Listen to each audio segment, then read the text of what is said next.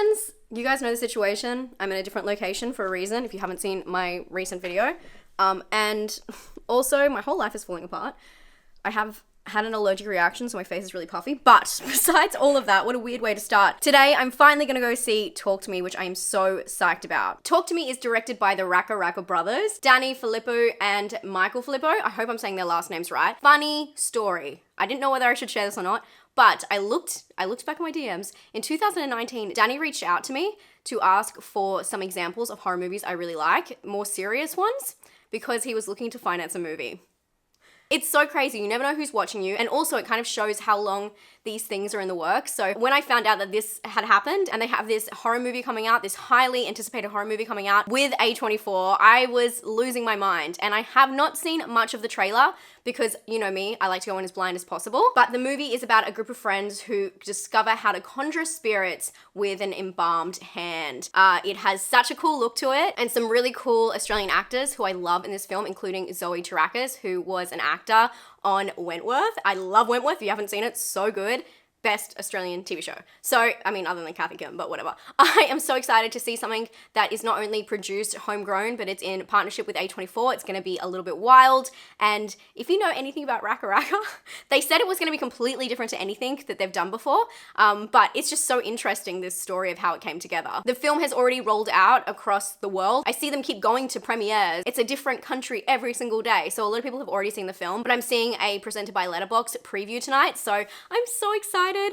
Yeah, I just can't wait to watch I hope this is gonna be really scary. I wanna watch a really scary horror movie. I'm ready for it. My body is ready, kind of. I'm having an allergic reaction, but my body is ready and my mind is ready to be messed up. Let's go get some nightmares. Let's go.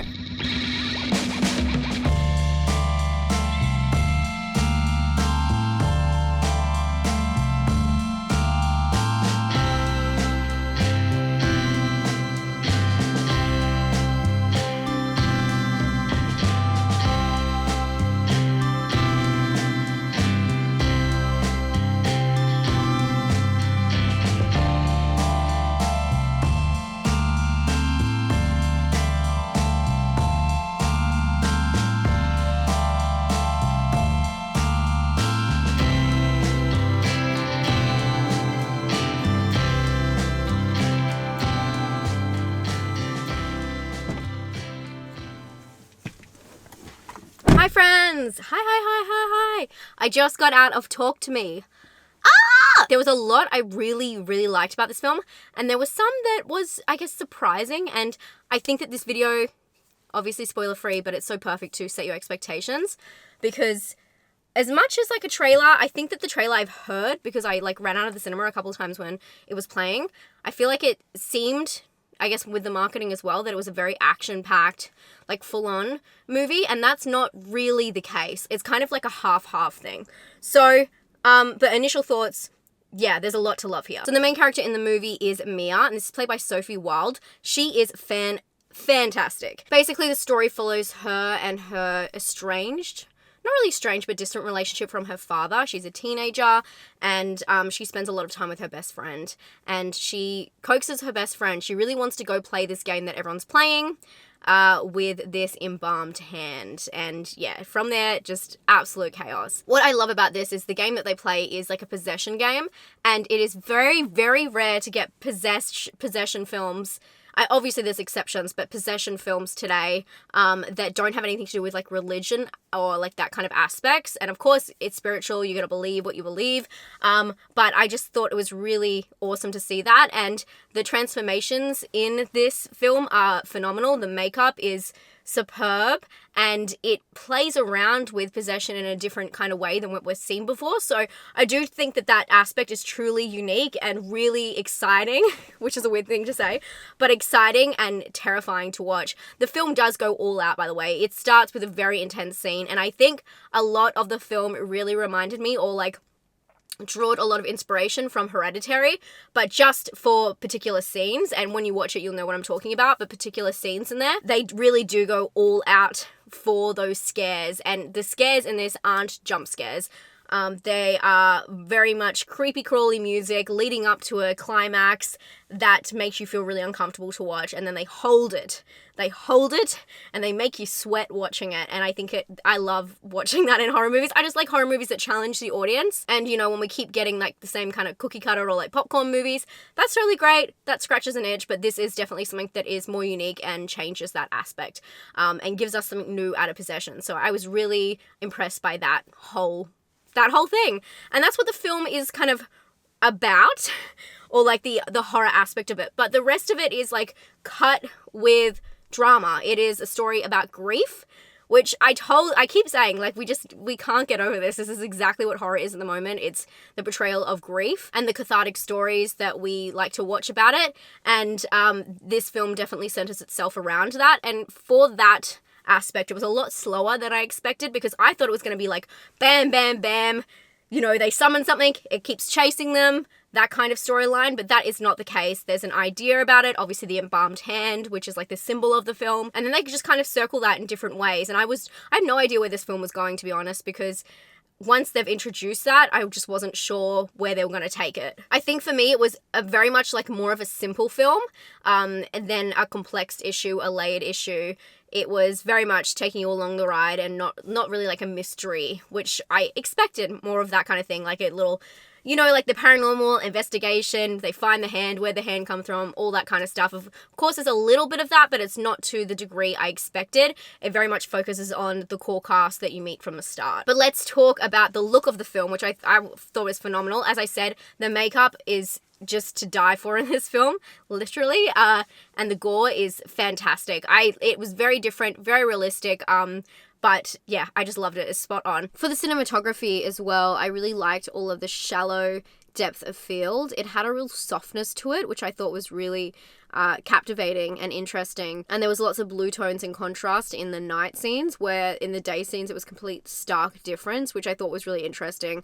Just like I'm saying with the scare elements, you kind of like go into these intense scenes and then you come out into this soft kind of drama look. And then the blocking of the scenes were really amazing. I did not expect this film to have such varied locations. We go into schools, we go into hospitals, like there's all these different things that the characters visit, and I expected it to be mostly in this room that, you know, is surrounded in the trailer or the teaser. But there's a lot of cast introduced, and there's a lot of background actors, and it's a very busy film. And seeing such Australianisms within that, it's so interesting, because I haven't really seen a horror movie like this. If you talk about like The Babadook, that's just really about the mother and the son, and this really brought in a whole community, and it wasn't scared to play around with a lot of actors, and I love that kind of thing. It's like Beau is Afraid, when he is at the start, he's like in the streets and it's playing around with so many people. It's just quite rare, I guess, for this film, more of an indie film, to you know, have these wide shots and have these like very elaborate scenes, and I thought it was quite impressive. But the way it looked, it does very much look like an Australian drama, and I thought it was going to be a little bit more slick, a little bit more contrasted, and although they have that in some scenes, it's not in every scene. So it does very much look like an indie film. But my thing is the acting, it just drives it home, and more so the dialogue. You really do believe that these are teenagers, and I think Australians are going to get like a little bit extra from this film, because there's so many kind of in-jokes on the way that we speak that were mirrored really, really well, and it was quite authentic, and I just really appreciated that. It's diverse as well, which is really cool, and it does seem like exactly how people act in school here, so it's just really fun to see that in a horror movie. We don't get to show you guys that very often, and I hope that you can understand, like, they're so vulgar to each other, even parents to kids, and it is exactly how it is in most, I mean, not all families, of course, people are different, but it's very smack on with how Australians are. So I really appreciate the authenticity to it, and because it is going to like a wide market, I know some of that might be lost on people, but I'm really glad they didn't change that, and I'm just really surprised, because it should be interesting to see how it translates to everybody else. Overall, the film was more of a drama with like really heightened horror moments. That's why, although there's some other scenes, that's why I feel like the Hereditary it's nothing like Hereditary, but it has these kinds of throwbacks that really remind me of that, those like drama slow moments, and then it goes into full terror. And the terror was amazing. I really liked the concept and the idea. I think it's really original. But I guess my big drawback, I said this before, because the film is like based around one initial concept, this hand, and me not knowing where it goes. Normally I like that, but I felt like it wasn't too sure where it wanted to go as well. It could have explored several different avenues and taken 7 different routes, and it just didn't feel as purposeful as I wanted it to be. It didn't feel very poetic. It just didn't wrap the way that I wanted it to, where you have that kind of laugh at the end going, of course that was going to happen. It felt like it just could have gone anywhere with this concept, and I just don't know if it took the best route with that. With all of that being said, I really enjoyed the cast. Zoe was great, by the way, and also dialogue and the concept and the scares were fantastic, but I just wasn't sure as the story progressed if it took the most interesting route it could have. And all of that being said, I'm going to give this film a 7 out of 10. I still really enjoyed it, and I actually can't wait to rewatch it. For scare, I'm going to give it like an 8. I'm going to give it an 8. I'm giving it an 8 because I felt like it was really scary. Like when it holds on those scenes and you just don't want that to when you're covering your eyes, you got to give it up points for that. And I'm in a cinema full of people and everyone is silent, and I'm like, oh my God, how is this scene happening? And I saw people looking down, people shutting their eyes. Yeah, I felt like the terror in it was like really good, but it really is like in between large chunks of drama. So just keeping in mind, it's a little bit slower than I anticipated it. There's this amazing montage in it that I thought was fantastically done, and I just wish it moved a little bit more quick as that scene, because it had such energy to it, and I felt like over time that dissipates, and because it's a story about grief, we have seen that time and time again, so it was something that I was very aware of, and I felt like we were just kind of going through the paces at times. And originality, I'm gonna have to give it a 8. Possession, like you haven't seen it before, and a great Australian story. Talk to Me is not out until the 27th of July in most places. There are early screenings across the board, so definitely check out your local cinemas. I know in Australia they're doing early screenings from this weekend, so please check it out if you can, and let me know down below what you thought. Let me know as well if you haven't seen it. Are you interested? Is this your kind of thing? Are you excited to see Talk to Me? Hope you're all having a fantastic day, and I'll talk to you all very soon. Bye, friends.